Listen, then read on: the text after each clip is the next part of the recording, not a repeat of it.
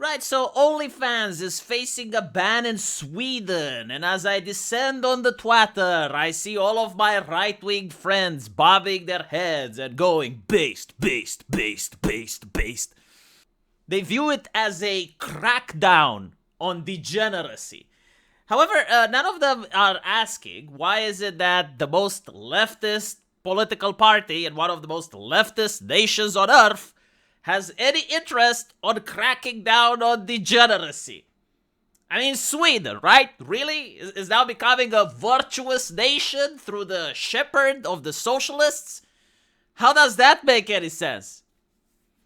And so, I will share to you some secrets that are extremely uncomfortable. People don't want to hear it, but this is the reality, okay? In a lot of European nations, something nasty has happened within the last couple of decades. A lot of our industry has been pushed to China. And the reason for it is bureaucracy. Usually from the European Union, but also from the member states themselves. If you're going to start taxing rainwater, if you're going to start fucking with the minimum wage, if you're going to regulate even how the shape of a banana needs to look like, many companies are going to go like, okay, yeah, go fuck yourselves. And they're going to move to a more reasonable nation like China, and they're going to start operating their industry from there. They're going to build the same shit in China and then export it on your market. And so the question is like, what happens when the industry goes away? Well, first of all, it's not all of the industry, right? Like some of it still stays. But it still creates a huge gap in the market. And so how do people make money in these countries? Where do people find employment? There's no factories, right? There's no industry. Where do they work?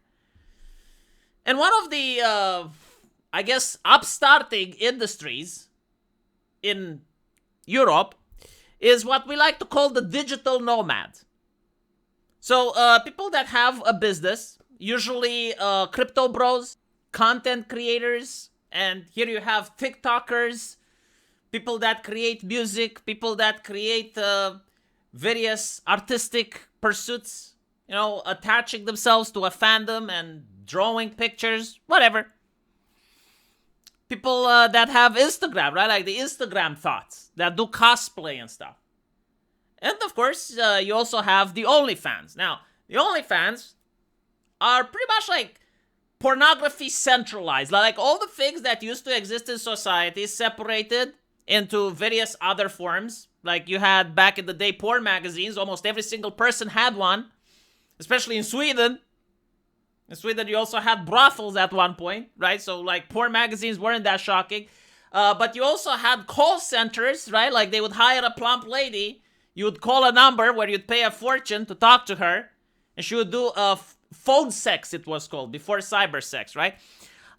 You had late night cable things where if you stood up after 11 p.m., you get to see ushi-kushi ladies doing the form of video chatting at the time. And you also had, of course, VHS tapes, right? All of these things, all of these parts in society got centralized, right? Like they got funneled down into a couple of businesses online, OnlyFans being one of them. And so the reality is, and no one wants to talk about it, but if you look at the statistics, it's true. A big chunk of the economy for many European nations, and we're talking here like 10, 15%, is actually to these digital nomads, which include the OnlyFans girls. Now, these industries themselves also have other industries attached to them. Accountants, lawyers, economists. You also have managers, sound designers, video editors, right? Like all these other industries are hovering around the digital nomads.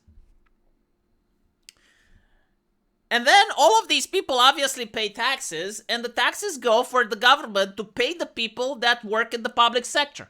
And unlike America, the public sector here is colossal. You have an army of doctors because healthcare is public. You have an army of teachers because education is public. An army of bureaucrats, so on and so forth. But these are the jobs that are being created to replace the fact that the industry has fucked off. And so if you start fucking with the crypto bros, if you start fucking with the e-thoughts, you're destabilizing the economy. And we already have an economic crisis. Now, I know some people think, oh, fuck the economy. I don't need money to live. All I need is my ideology. I need to have an online connection with a social media addiction so I can go on Twitter and farm likes and retweets from other people that appreciate how virtuous I am. That is an ideology that's very strong to have until you realize that you can't pay rent and there's no job for you. And inflation is skyrocketing and the taxes are crushing you. And now you're homeless and you don't have access to social media. But that's a good thing because money don't matter anyway. Your principles are more important. And so going back, circling back to the original question, why is the leftist government deciding to fuck with OnlyFans? I personally believe that they want to create economic chaos, not through just this legislation, but through a series of legislations. Because this is how leftists manage to keep power. Like, usually, they will pull every single underhanded tactic in order to remain in government until they realize that public opinion is massively swinging against their favor. And when that happens, they fuck with the economy as much as they can through any legislation that they can in order so that when the right-wingers come in power, they're going to have to deal with the economic fallout. They're going to farm the dislikes from the people that are in the country, and then after 4 years, the left gets back in power. And so this legislation is not to prevent the degeneracy of society, it's not to crack down and get people to be virtuous. You can't force virtue on people. This legislation is simply meant to destabilize the economy. And it's also meant, as you get to see here, to crack down on internet anonymity. The thing that they want, and a lot of right-wingers are agreeing with this, so I think it will happen, is to make it like China. When you log online, you're going to sign in your social security number and your ID so that they can know who you are. When you post edgy shit online, they want to know who posted that edgy shit. And so they use porn as a justification, right? I mean, you go into a bar, you gotta show ID. If you want to watch porn online, you gotta show ID. Once that's normalized, they will say, well, hold on a little bit. Twitter and Discord have porn. You gotta show ID to access Twitter and Discord. They're going to stop falling for this low-level bait. Every single time I see a law like this, I wonder, okay, what's the real reason it was passed? Because surely it's not because all of a sudden society is outraged. Give me a fucking break, especially when the law bans Swedish men from buying it, but doesn't punish the women that create the content. Like, what the fuck is up with this? Like, you're telling me that this is a law to crack down on pornography where you're not cracking down on the actual producers?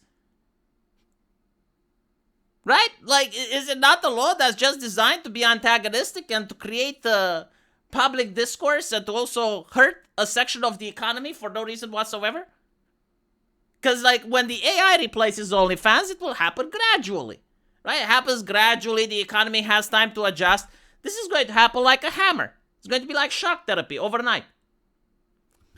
Anyway, right. Let me know what you guys think. And as usual, I will see you in the comment section. Take care.